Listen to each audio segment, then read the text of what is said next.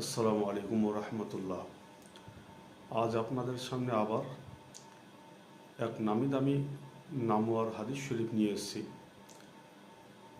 যে সর্বশ্রেষ্ঠ নবী, কুল কায়নাতের নবী, সারা জগতের নবী, নামওয়ার নামি দামি নবী সাহাবাদের মজলিসে সাহাবা ইকরাম রাদিয়াল্লাহু তাআলা আনহুকে ইশারা করলেন, হাত উঠালেন আর হাত উঠিয়ে একটা দাগ টানলেন, সোজা দাগ। আর ওই স্থান থেকেই কিছু ডান সাইডে দাগ, আর ওই স্থান থেকেই কিছু বাম সাইডে দাগ টানলেন।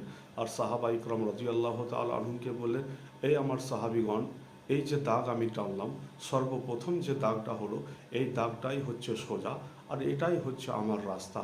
আর বাকি সমস্ত দাগ ডানে এবং বামে যে টানলাম, সেই সমস্ত রাস্তায় শয়তান বসে আছে। সঠিক রাস্তা আর সোজা রাস্তা, হকের রাস্তা, সেটাই হচ্ছে হকের রাস্তা, আর সেটাই হচ্ছে সঠিক রাস্তা। আর সেটাকেই আমাদের চুজ করতে হবে, সেটাকেই বেছে নিতে হবে। কারণ সেই রাস্তাই হচ্ছে, আল্লাহ নবী সাল্লাল্লাহু আলাইহি ওয়াসাল্লাম বললেন, এটাই হচ্ছে আমার রাস্তা, আর বাকি সমস্ত রাস্তাতে শয়তান বসে আছে।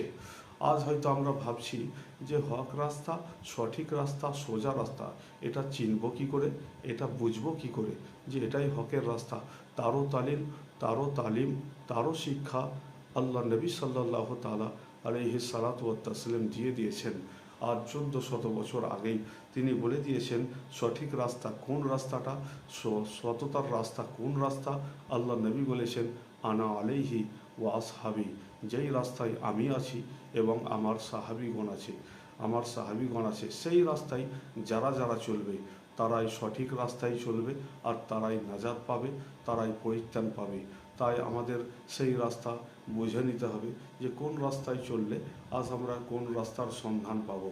আজ আমাদেরকে আল্লাহ পাক রব্বুল ইজ্জাত সেই দক্ষতা এবং সেই জ্ঞান আল্লাহ পাক রব্বুল ইজ্জাত দিয়েছেন। সেই জ্ঞান দ্বারা আমাদের সঠিক রাস্তা চুজ করতে হবে।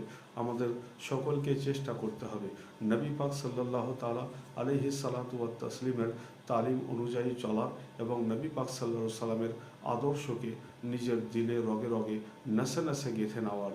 এই মেসেজ, এই হাদিস শরীফ যা আপনাদের সামনে পোস্ট করলাম, শোনালাম, আরও অন্যজনকেও শোনার সুযোগ দিবেন, যাতে তারাও শুনে সঠিক রাস্তা কোন রাস্তা এবং হকের রাস্তা কোন রাস্তা তারাও যেন জানতে পারে, আর তারাও যেন এই হাদিসের প্রতি আমল করতে পারে। তাই আমি এখান থেকেই আজকের মতো বক্তব্যের সমাপ্তি ঘটালাম। আসসালামু আলাইকুম ওয়া রাহমাতুল্লাহি তাআলা ওয়া বারাকাতুহু।